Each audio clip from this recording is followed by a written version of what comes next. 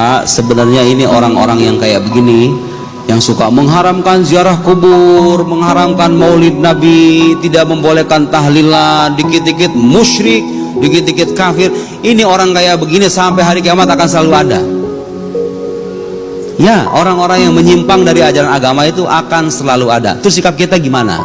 Sikap kita adalah memperkuat ke dalam, mengingatkan keluar sebisanya. Kalau diajak debat, kadang saya suka nggak mau sama yang begituan tuh. Karena masalah mereka itu bukan nggak ada dalil. Dalil itu banyak. Masalahnya mereka nggak mau mengakui aja. Gitu ya. Coba ini ya, logika-logika yang kadang disebutkan itu. Saya itu waktu di Mesir, karena kalau sholat nih, tahiyat, saya mungkin bisa terhitung jari 4 kali kayaknya itu.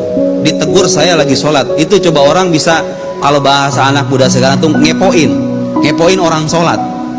Bacaan tahiyat saya itu kan asyhadu an la ilaha illallah wa asyhadu anna sayyidana Muhammadan Rasulullah. Itu yang diajarkan sama guru-guru kan. Bahkan di Mesir, guru saya kalau azan nih, azannya itu ditambahkan sayyidana. Asyhadu an la ilaha illallah, asyhadu anna sayyidana Muhammadan Rasulullah. Di azan itu ditambahin. Boleh nggak? Boleh. Karena azan itu tidak punya kesucian seperti halnya Al-Qur'an.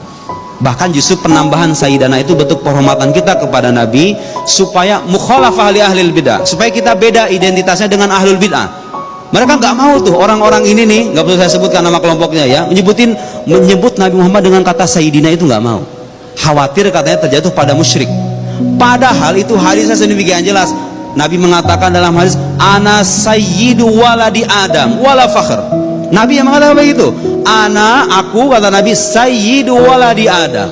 Aku adalah pemimpin, tuan gitu ya, imam dari anak cucu Adam. Sayyid, yang mengatakan sayyid itu Nabi sendiri. Kemudian khawatir umatnya menyangka bahwa Nabi sedang menyombongkan diri. Nabi mengatakan wala fakhr, tidak ada kesombongan. Nabi mengatakan begitu untuk mengabarkan ke umatnya, wahai umatku, aku ini imam kalian, aku ini sayyid kalian. Jadi kalau kita baca salawat sayyidina, di salawat kita memuji Nabi setinggi langit, itu gak jadi masalah. Tidak ada dalil keharamannya juga gitu loh Pak. Ada nggak dalil keharaman yang mengatakan kamu wahai orang tidak boleh memuji umat? Gak ada. Ada satu hadis yang mengatakan, sering dijadikan alasan sama mereka itu untuk mengharapkan maulid, puji-pujian, la tatruni kama atratin nasara Isa bin Maryam. Kata Nabi dalam sebuah hadis. Suatu ketika Nabi itu masuk ke ke ruangan. Di sana ada para sahabat kemudian bangkit gitu dari tempat duduknya. Nabi mengatakan la tatruni kama atratin nasara Isa bin Maryam. Kalian jangan memujiku secara berlebihan seperti halnya orang Nasrani memuji Isa ibn Maryam. Mereka mengatakan ini hadis nih sebagai dalil bahwa kita nggak boleh ngadain maulid, ada puji-pujian begitu. Nah, dia lupa bahwa hadis ini itu maksudnya orang Kristen memuji Isa ibn Maryam atau Yesus dalam bahasa agama mereka sampai bagaimana Pak? Itu mempertuhan. Orang Kristen itu bukan cuma muji tapi mempertuhan. Jadi larangan Nabi itu jangan pertuhan aku. Sebagaimana orang Kristen mempertuhan Isa ibn Maryam, bukan larangan memuji secara mutlak. Gitu ya. Yang dilarang itu memuji seperti halnya orang Kristen memuji Isa ibn Maryam. Itu yang dilarang. Dan faktanya Pak, ini satu umat kita ini, umat Nabi Muhammad ini adalah umat yang terjaga akidahnya dari kemusyrikan.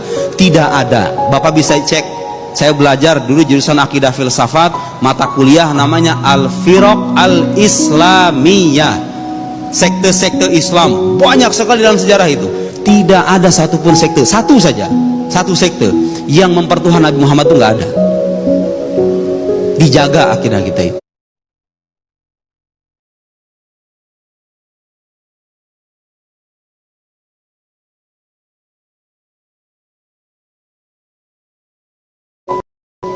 Dan Nabi sendiri mengatakan, masyirku akhafu alaikum, kesyirikan itu nggak aku khawatirkan kepada kalian. Nabi itu nggak khawatir kita syirik.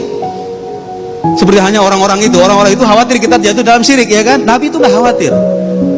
Tahu nggak apa yang dikhawatirkan sama Nabi itu? Bukan kemusyrikan, karena Nabi tahu bahwa umatnya akan dijaga dari kemusyrikan itu.